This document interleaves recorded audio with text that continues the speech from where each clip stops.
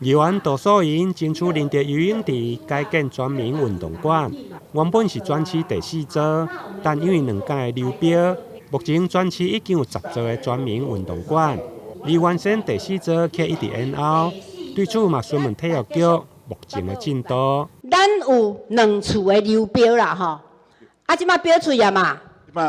即马检讨啊，检讨了内底有一寡细部设计的部分咯，因为开说明会时候吼，地方委员的意见啊，我提转来定改。纳入来重新检讨。对，这应该的。月底你应该完成啊，11月初1哦，有定伫11月初1要公告。11月初1要公告。是。嘿，好。因为咱开遮侪钱，就是爱做好，做好地方符合使用啦，较袂枉费开遮偌侪钱啦，吼。是。好，这偌久会好啊？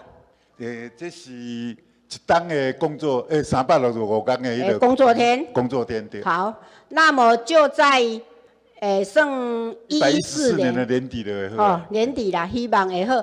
希望这座游泳池做起来了后。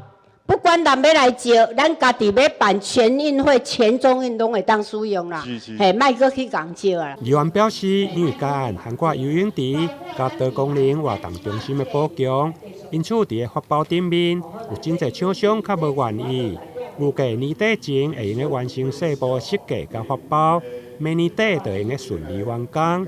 另外，议员嘛关心林德区侪位的道路拓宽。甲伫延伸的工程，包括新电路的拓宽，甲文化路3段向西来延伸，接到东区德东街口顶。